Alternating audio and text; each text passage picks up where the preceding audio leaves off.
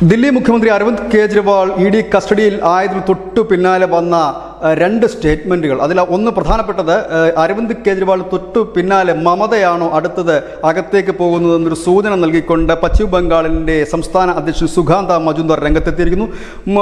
സുഖാന്ത മജുംദാർ പറയുന്നത്, കഴിഞ്ഞ മാസം ജാർഖണ്ഡ് മുഖ്യമന്ത്രിയായിരുന്നു, ഈ മാസം അരവിന്ദ് കെജ്രിവാളാണ്, എല്ലാവരും അഴിമതിക്കാരാണ്, ആ അഴിമതിയുടെ ഫലമായി മുഖം നോക്കാതെ നടപടിയെടുക്കുന്ന ഒരു സർക്കാർ ഇവിടെ ഉണ്ട്, ഒരു സംവിധാനം ഇവിടെ ഉണ്ട്, അതിൻ്റെ ഭാഗമായിട്ടാണ് അരവിന്ദ് കെജ്രിവാൾ അകത്ത് പോയതെങ്കിൽ സമാനമായ രീതിയിലുള്ള ആരോപണങ്ങൾക്ക് നടുവിലാണ് മമതാ ബാനർജിയും. ഒരുപക്ഷെ രാജ്യതലസ്ഥാനത്ത് അരങ്ങേറിയതിന് സമാനമായ രംഗങ്ങൾ നമുക്കധികം വൈകാതെ പശ്ചിമ ബംഗാളിലും കാണാൻ കഴിയുമെന്ന് സുഖാന്ത മജുംദാർ എന്ന് പറയുന്ന BJPയുടെ പശ്ചിമ ബംഗാളിൻ്റെ അധ്യക്ഷൻ പറയുമ്പോൾ കൃത്യമായി തന്നെ അടുത്ത ഒരു നീക്കം ബംഗാളിലേക്കാണോ എന്നൊരു സൂചനകൾ കൂടി പുറത്തു വരുന്നുണ്ട്. ഏതായാലും ഇപ്പോൾ തന്നെ നിലവിൽ പല മുഖ്യമന്ത്രിമാരും, അതായത് അന്വേഷണം നേരിടുന്ന അനവധി മുഖ്യമന്ത്രിമാരും നേതാക്കന്മാരും ഒക്കെ നമ്മുടെ രാജ്യത്തുണ്ട്.